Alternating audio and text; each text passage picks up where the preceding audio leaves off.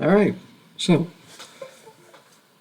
here I am to make Tonight, thought I'd talk about the recent conflict going on in Iran and Pakistan. Thought that was a pretty big deal.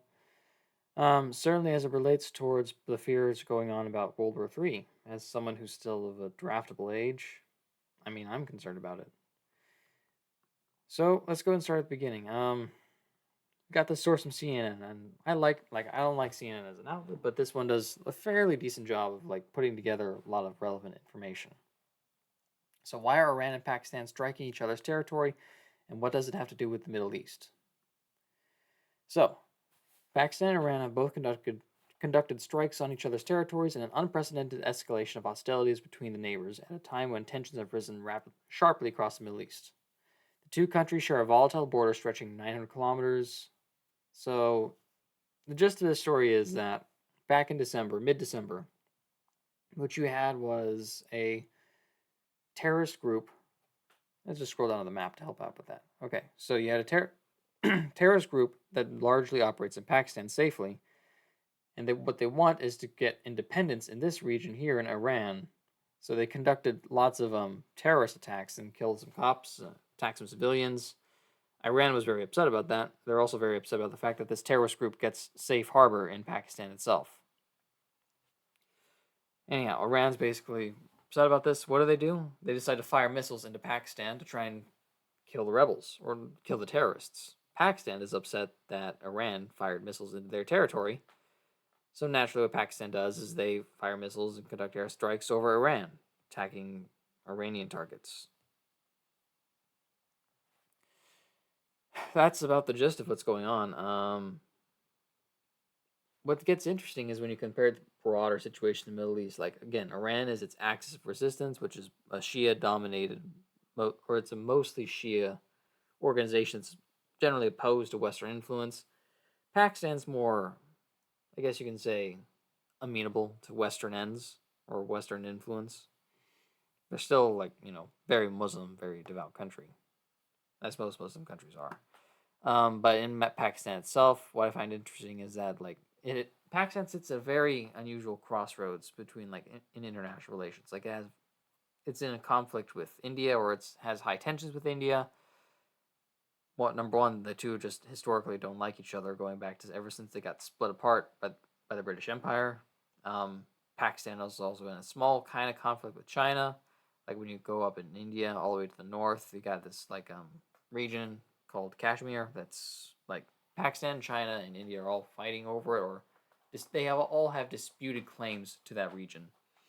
So that's a source of tension right there.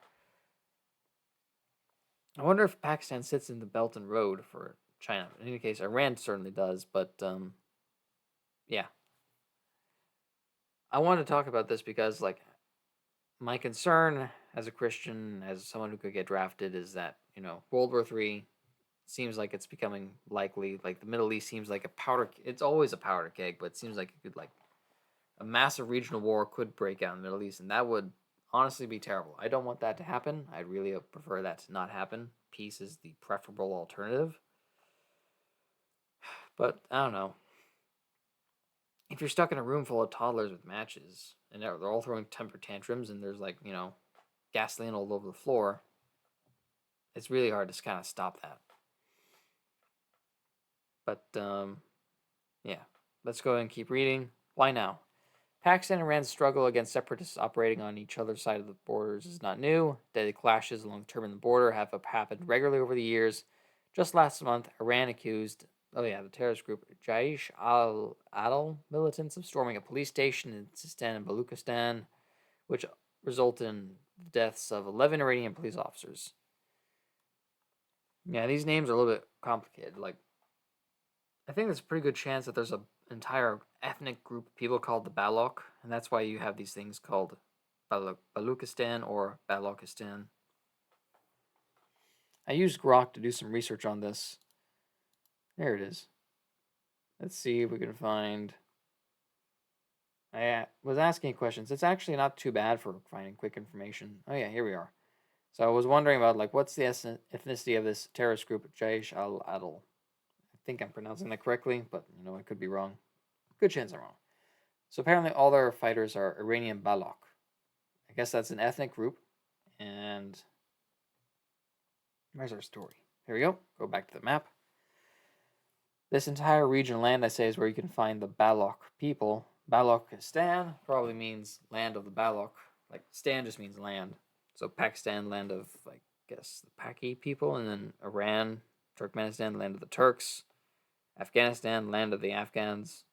Like, that's what the Stan normally means. Like, it just basically means land. So you could take the first part of that and essentially use that to figure out, like, who it's named after. But all these countries, they were all formed after the collapse of like major European empires. So the borders don't always make sense. Like when you look at Europe and how their borders formed, a lot of times you can see like ethnic lines sort of in between them. Not 100%, but it's a lot cleaner. Like in Germany, you'd expect to find mostly Germans. In France, you'd expect to find mostly French. In Britain, you'd expect to find mostly British. When it gets to like the Middle East and Africa, things get way more complicated because these countries were taken over and then their borders were redrawn as colonies to fit administrative purposes, but that didn't necessarily reflect the ethnic backgrounds or the governments that these people who had been living there for centuries or millennia had set up. So it doesn't really make a whole lot of sense in terms of like how these countries operate, which is why like so many of them are just really just kind of dysfunctional. But yeah, that's sort of the situation we're looking at here, where it's like you have these Baloch people. I mean, I bet they also stretch up into Afghanistan, but clearly they're split between Iran and Pakistan for a very big portion. Seems like the Iranians or the Iranian Balochs want out. They want to secede from Iran, whereas at the same time the Balochs in Pakistan, I guess, are like Pakistan's willing to help the Balochs fight for independence. I guess I'm not really sure. Like again, I try to use Grok to find information on this. Try to use the internet. And it's a relatively obscure group, and I could do kind of wonder, like, is the U.S. providing any sort of aid to Pakistan or to the Balochs? Because like the U.S. is in opposition to Iran itself. Iran's been funding lots of terrorist groups against the U.S. Is it possible that the U.S. would fund terrorist groups against Iran? Good chance of that. And there's also like the U.S. If I were the U.S., it would make sense to supply Iran or Pakistan because number one, like if you're going to go to war with Iran, I mean Pakistan sits here on the Arabian Sea. You want to get to Iran, like a lot of their coast is basically just the Persian Gulf. You want to start clearing your way in. You want to make friends with essentially Saudi Arabia, the UAE. Yeah, Saudi Arabia, UAE, maybe Kuwait up there, Pakistan. Like smooth your way into the waters, right? Don't want everyone shooting at you or hostile to you on their way in. Friendly Pakistan helps a lot. Or friendlier, not 100% because they were kind of sort of helping the Taliban back in the day when we were involved in Pakistan. Ironic thing is that now that the Taliban run Afghanistan, we left. Seems like there have been like there's a Pakistani version of the Taliban that's causing them a lot of problems, and they're asking us for help. And the U.S. is kind of reticent to supply that help because why would we get back involved? What is it? Yeah, Pakistan seeks U.S. help against Pakistani Taliban in Afghanistan.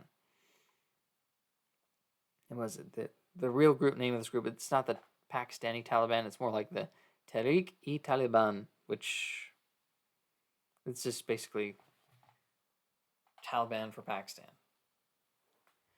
And they're also fighting another terrorist group called ISIS-K, which I heard about this in like a thing from, was it Caspian Report, I guess, or maybe someone else. But ISIS-K is basically like it's Islamic State militants, but with a special goal of like they want to like take over an area called Khorasan, which used to be like its own region way back in the day before colonization by various empires.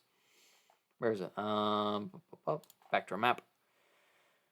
I think Khorasan would have been existed somewhere between Afghanistan, Turkmenistan, and Iran, somewhere around this area. Basically, they want an Islamic empire, an Islamic-based theocracy empire that is sort of has its heartland here, and sort of spreads out and takes over the world. Like it's an unrealistic goal, in my opinion.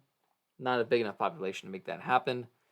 Not enough economy to make that happen. But these guys are religious zealots.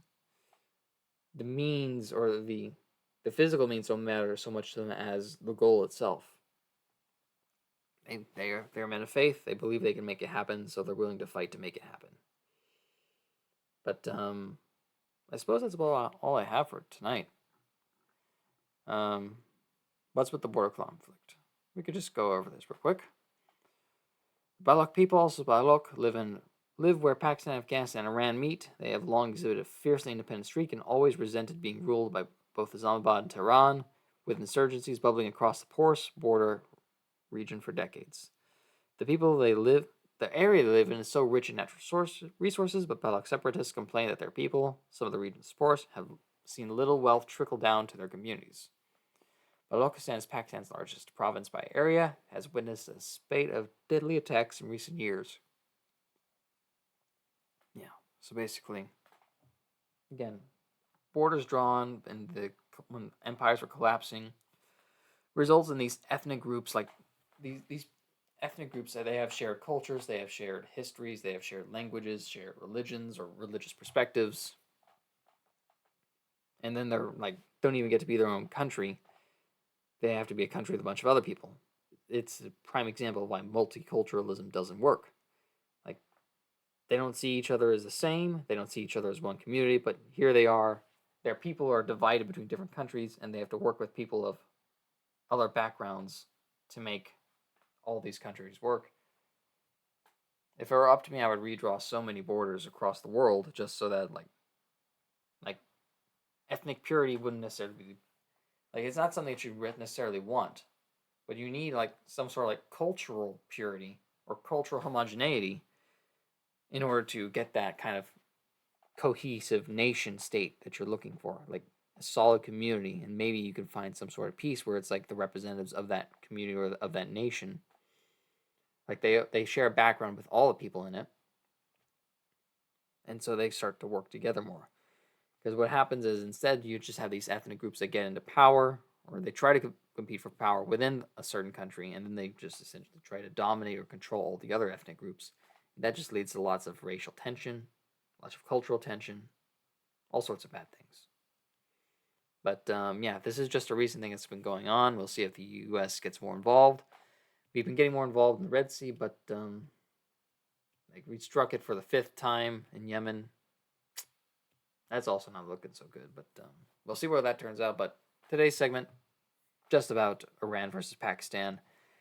This is a destabilizing situation. We'll see how long this lasts. Pray for peace. Like, again, war involves the deaths of innocent people. Should definitely try to avoid that whenever possible. Anyhow, thanks for listening, and have a good one. Bye.